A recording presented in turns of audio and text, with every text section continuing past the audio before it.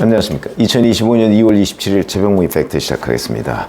자, 헌법재판소가 조금 전에 최상목 대통령 권한대행이 마은혁 헌법재판관 후보자를 임명하지 않은 것이 국회의 권한을 침해했느냐, 뭐 이런 부분. 그러니까 쉽게 말해서 우연이냐 아니냐, 이 부분에 대한 결정을 했습니다.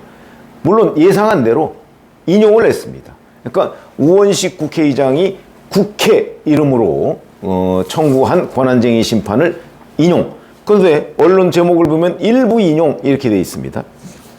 이 일부 인용이라는 거는 이런 걸로 보입니다. 이게 뭐 이제 두 가지, 이건 좀 법률적인 얘기긴 하지만 최상목 대행이 임명하지 않은 것이 국회 권한을 침해한 거 맞다. 국회에서 이런 식으로 뽑아놓은 것을 최상목 대통령 권한대행이 선별할 수 없다. 뭐 이런 결론입니다.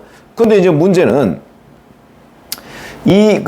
어떤 지위 확인 뭐 이런 표현이 있는데, 이제 심판 청구를 우원식 국회의장이 과연 적법하게 했느냐, 이 절차상 문제. 그건 뭐냐면 우원식 의장이 자기 이름으로 한 게 아니고 국회라는 이름으로 했거든요.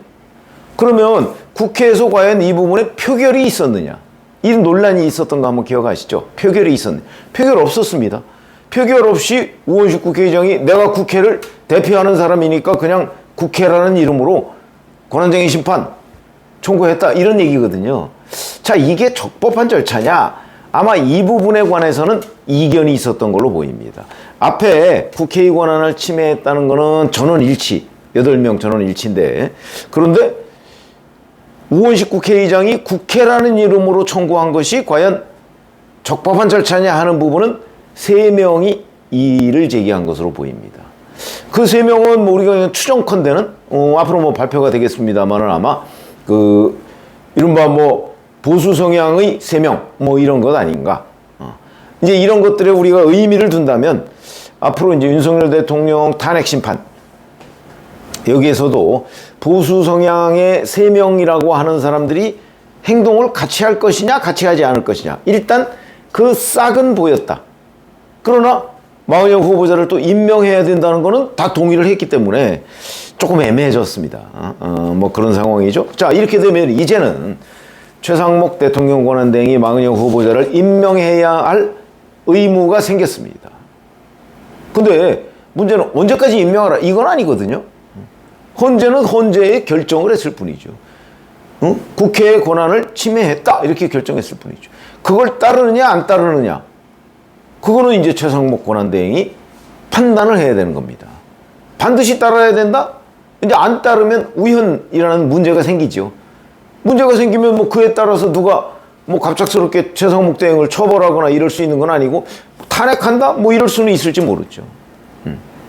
자, 그런데 이제 문제는 언제까지 이런 게 없기 때문에 아마 이제 민주당에서는 즉각 임명하라 이렇게 얘기를 할 거고요. 국민의힘에서는 벌써 임명하지 마라 뭐 이런 얘기가 나옵니다. 최상목 대행이 어떤 선택을 하느냐 대단히 중요하죠. 근데 그동안에는 자, 만약에 헌재 결정이 나오면 법무부나 법제처 등 관련 기관의 유권 해석을 받아보겠다, 이런 얘기를 했거든요. 그러면 이제 최상목 대행이 자, 오늘 이런 결정이 나왔으니까 법무부, 그 다음에 법제처 이런 데 이제 의견을 물을 겁니다. 이거 뭐 시간이 조금 걸리겠죠? 아마 당장 임명하지는 않을 겁니다. 의견을 묻는 과정이 필요하죠. 그런데 문제는 여기서 제가 한번 말씀드렸듯이 다른 변수가 있습니다. 자, 한덕수 대통령 권한대행에 대한 헌재 탄핵 결정 언제 나올까요? 아직 뭐 예고는 된 거 없지만 2월 18일에 변론이 종결됐습니다. 그러면 보통 뭐 2주 뭐 이 정도 얘기를 하죠. 그러면 다음 주쯤에 아마도 그 결론이 나오지 않겠느냐. 근데 그 결론은 뭐 거의 100% 아마 기각일 것이다. 기각이나 각하일 것이다. 그런 의견이 지금 압도적이거든요.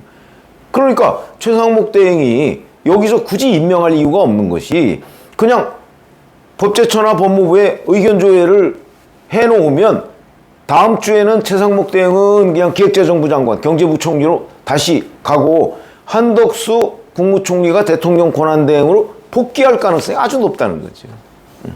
그렇게 되면 이제 이 결정은 한덕수 대행한테 맡겨지는 겁니다. 근데 한덕수 대행이 국회에서 여야 합의가 안 됐다.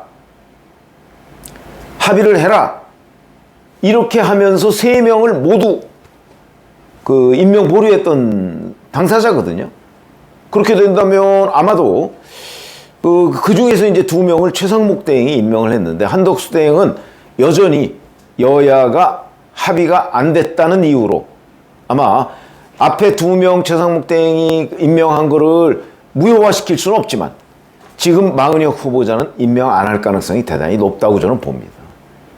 그러면 결국 마은혁 후보자는 헌법재판관 이 윤석열 대통령 탄핵 심리에 합류를 못하게 되는 거죠.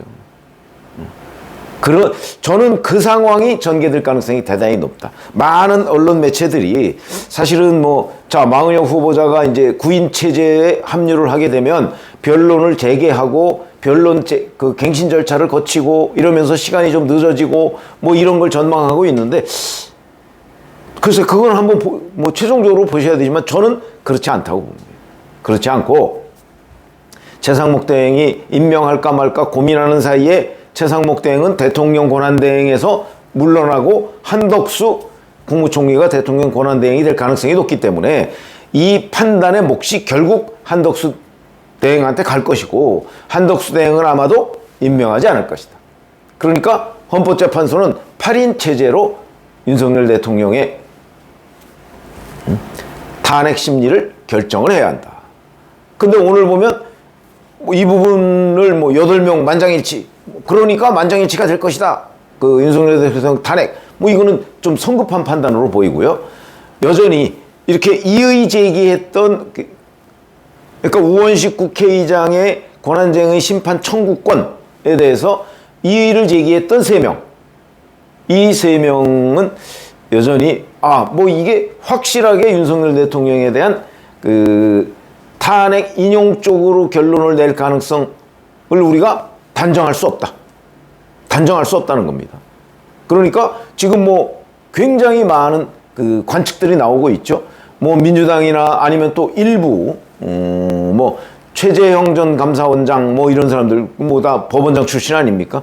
거기는 8대0 이렇게 탄핵 인용을 예상하는 경우고 그렇지 않고 일부 다른 쪽에서는 5대3 그러니까 그 지금 오늘 헌재가 그 결정한 이 마은혁 심판 청구의 적법성 이 부분에 가서 5대3으로 갈린 거 아닙니까?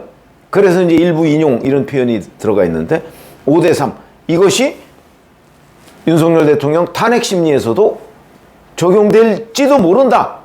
이런 견해가 있죠. 그렇게 되면 탄핵은 기각입니다. 기각이나 각하나 이렇게 되는 거고요. 그렇지 않으면 심지어는 어느 그 일부 관측 아니면 찌라시 같은 얘기는 4대4 얘기도 나오고 있습니다. 글쎄 그거는 알 수가 없는 거라고 제가 여러 차례 말씀을 드렸고요. 다만 오늘 일부 하여튼 3명이 다른 5명과는 조금 견해가 다를 수도 있다 하는 걸 확인을 했지만 그거는 탄핵에 관한 일은 아닙니다. 그래서 그런 조금의 가능성 이런 것들을 지금 보여준 결정이다 이렇게 보고요.